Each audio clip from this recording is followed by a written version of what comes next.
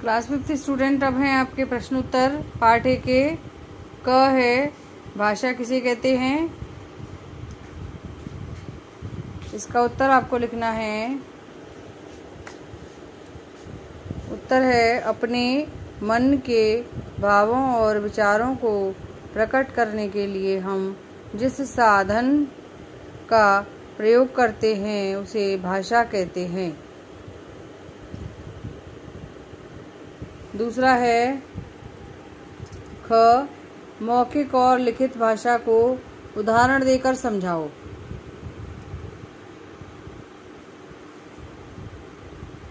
उत्तर है इसका ख, मौखिक भाषा में अपने भावों अथवा विचारों को बोलकर प्रकट किया जाता है और सुनकर समझा जाता है। जैसे कैसी हो अलका, प्रश्नवाचक चिन्ह प्रश्न पूछा है क्योंकि ठीक हूँ, तुम कैसे हो अमित। लिखित भाषा में अपने भावों अथवा विचारों को लिखकर प्रकट किया जाता है तथा पढ़कर समझा जाता है। जैसे पत्र लिखना, डायरी लिखना आदि। ठीक है, समझ आ गया। अब है ग, व्याकरण का ज्ञान क्यों आवश्यक है। व्याकरण का ज्ञान क्यों आवश्यक है। व्याकरण हमें भाषा को शुद्ध रूप में बोलना, लिखना एवं पढ़ना सिखाता है।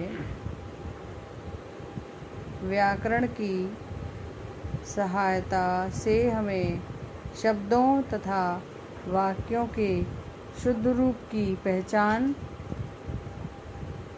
होती है, इसलिए व्याकरण का ज्ञान आवश्यक है।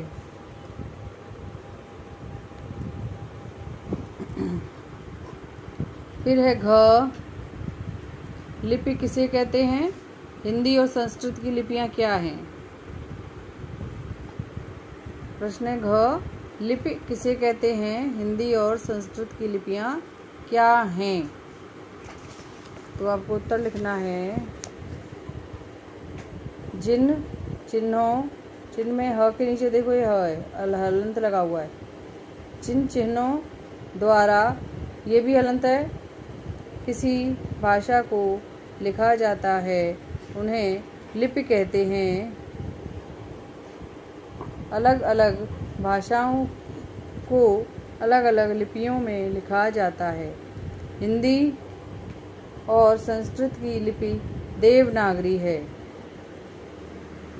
तो ये आपके प्रश्न उत्तर हैं, इनको भी आप जल्दी से कॉपी में ही कर लीजिए।